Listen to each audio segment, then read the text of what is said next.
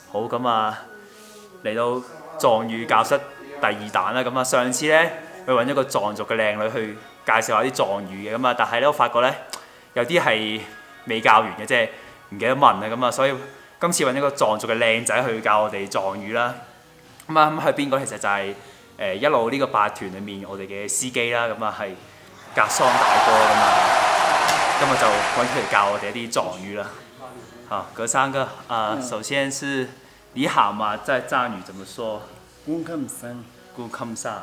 对，咕坎山。咕坎沙是上一次我問那個藏族姑娘，她。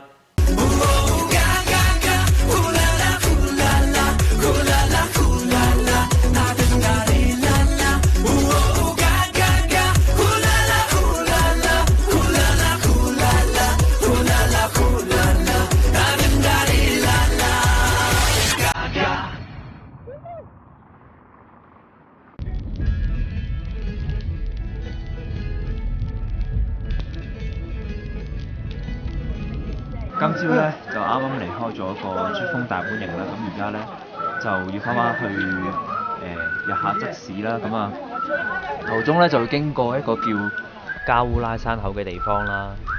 呢度有個瞭望台啦，咁就可以睇到喜馬拉雅山脈嘅幾個峰啦，咁啊同大家介紹下先。咁首先最左手邊嘅就係馬卡魯峰啦。然之後，右邊少少嘅呢就係樂子峰啦，同埋珠峰啦。仲有最右手邊嘅就係呢個卓奧友峰嘅。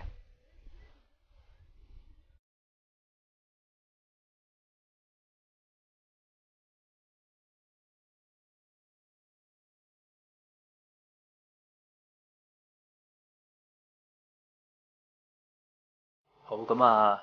大家有冇覺得個背景有啲熟悉呢？其實呢度就係我呢個 trip 嘅第一晚住嘅hostel 啦，就係都喺日喀則市嘅。咁啊，今日嚟到呢個 trip 嘅第7日，又翻嚟到住啦。咁啊，朝早就即係離開大本營，咁啊跟住之後呢，就翻到嚟日喀則市度休息下啦，因為真係好攰。咁啊，然之後陣間晏少少呢，而家6點到啦，晏少少就會再出翻去睇一睇嗰個日喀則市有個出名嘅寺廟叫扎什倫布寺，咁啊陣間會去睇下啦，同埋今晚就會去試下食啲藏式嘅火鍋，咁啊同埋少少表演，到時再俾大家睇下。